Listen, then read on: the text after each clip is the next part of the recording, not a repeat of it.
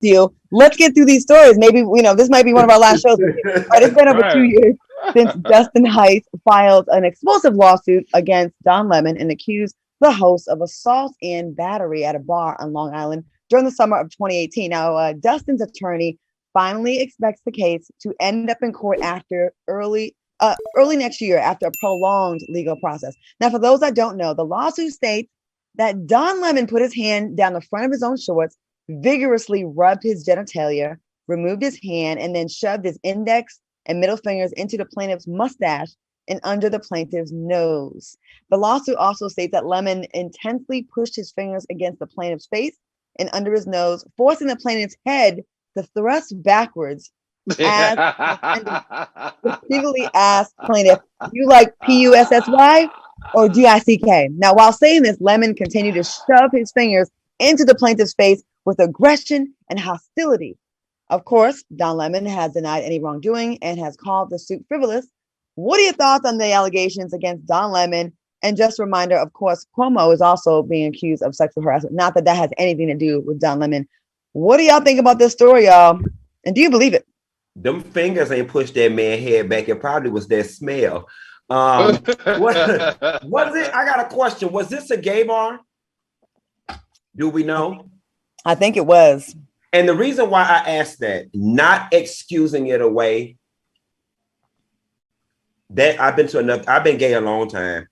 That type of drunken horseplay happens in those environments, right? I don't know if he did it or if he didn't do it, but that type of drunken behavior does happen in gay bars, and it's generally accepted behavior from time to time. Not excusing it, not making it right. Again, motive is my thing. Yeah. It sounds like something drunk gay boys do, especially in very white-friendly gay bars. It said it wasn't a gay bar. It's not confirmed. Let's not say it was. I mean, I'm not saying it was a gay bar, but nevertheless, this does seem uncharacteristic of Don Lemon, the media persona that we see. But I have also seen this type of behavior happen in bars. So I don't know. This mess is old. Man, you didn't die. Let it go and leave Don Lemon alone. He the hope and the dream of the slave.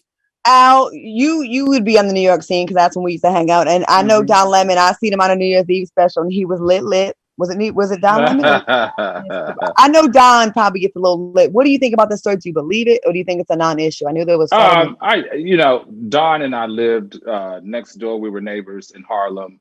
Don is a cool cat, but I think it is par for the course. But this is my thing. I've been saying this for a long time. I've been telling whether you gay, straight, as a black male, you cannot do what white men do and get away with it. You need to leave these white women, as a black, successful black man, you need to leave these white women, in this case, these white men alone. Now, we do know that Don Lemon's partner, his life partner, is a white male. But all I can say is I don't know what bars Q's talking about, but I don't get the whole putting your hands down in your underwear, rubbing aggressively, and then sticking your fingers in somebody's nose. Like, that just didn't, like, he should be put in jail just for doing that dumb shit, to be honest. I'm sorry. I mean, that doesn't even make no sense. When I was reading it, though, I'm like, okay, if you see someone rubbing aggressively in their crotch, right? And you're just standing there watching it as they do it, then they take their hand out, and then they're bringing their hands close to your nose. Are you just chilling the whole time as they're coming in like, and then he did it again? So I'm like, I don't know. Who does that? Like, Q, does it? I'm sorry, I don't mean to default to you, it's drunken frat boy behavior. But do y'all remember that song? Tell me what that thing smell like. Won't get kinky tonight. I don't know that song, but I think it on BET. It used to come on BET Uncut. What? Will you tell me what that thing smell like?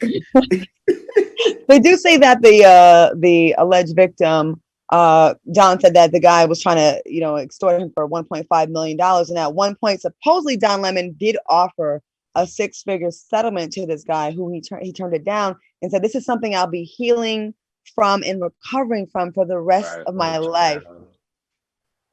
Yeah, okay. No? Yeah, he need to do better.